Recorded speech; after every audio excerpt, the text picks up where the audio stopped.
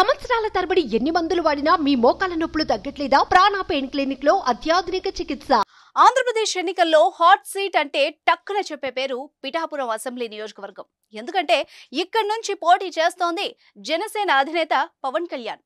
ఈ ఎన్నికల్లో పవన్ గెలుపు ఏ రేంజ్ లో ఉంటుందో అని రాజకీయ విశ్లేషకులు, పవన్ ఫ్యాన్స్ ఆతృతగా ఎదురుచూస్తున్నారు. గత 2019 ఎన్నికల్లో 2 నియోజకవర్గాల నుంచి పోటీ చేసిన పవన్ ఈ ఎన్నికల్లో మాత్రం ఒక్క నియోజకవర్గం నుంచే పోటీ చేస్తూ అధికార పక్షానికి సవాల్ విసిరినంత పనిచేశారు. అయితే పవన్ కళ్యాణ్ గెలుపు కోసం ఆయన అభిమానులు, సినీ బుల్లితెర నటులు పిఠాపురం వచ్చి ప్రచారం చేస్తున్నారు.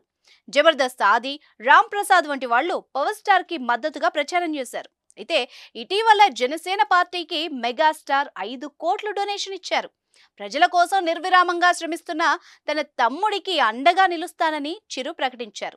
తాజాగా అనకాపల్లి లోక్సభ ఎంపీ కూటమి అభ్యర్థి సీఎం రమేష్, పెందుర్తి అసెంబ్లీ నియోజకవర్గ కూటమి అభ్యర్థి పంచకర్ల రమేష్ హైదరాబాద్లోని చిరంజీవి నివాసంలో ఆయన్ను కలిశారు.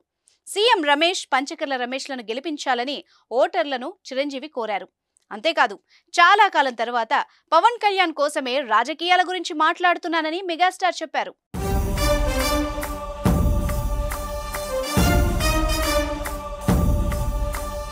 ఈ క్రమంలోనే పిఠాపురంలో పవన్ గెలుపు కోసం చిరంజీవి ఒకరోజు ప్రచారం కూడా చేయబోతున్నారట. మే 11 లోపు పిఠాపురంలో చిరంజీవి పర్యటన ఒకరోజు ప్లాన్ చేసినట్టు ఆ పార్టీ వర్గాలు చర్చిస్తున్నాయి. ఇదే గనక జరిగితే పవన్, చిరు ఫ్యాన్స్ కు నిజంగా పండగ లాంటిదే. అంతేకాదు, చిరంజీవి తర్వాత రామ్ చరణ్ కూడా పిఠాపురంలో పర్యటిస్తారని talk. Mega fans be ready for this treat. రాజకీయాల గురించి ప్రస్తావించడం అనేది చాలా సంవత్సరాల తర్వాత మళ్ళీ ఇదిగో ఇప్పుడే జరుగుతుంది. దానికి ప్రధానమైన కారణం తమ్ముడు పవన్ కళ్యాణ్, అలాగే చంద్రబాబు నాయుడు గారు తెలుగుదేశం నుంచి, బీజేపీ నాయకత్వం, వీళ్ళందరూ ఒక కూటమిగా ఏర్పడ్డారు. అది చాలా సంతోషం, మంచి పరిణామం.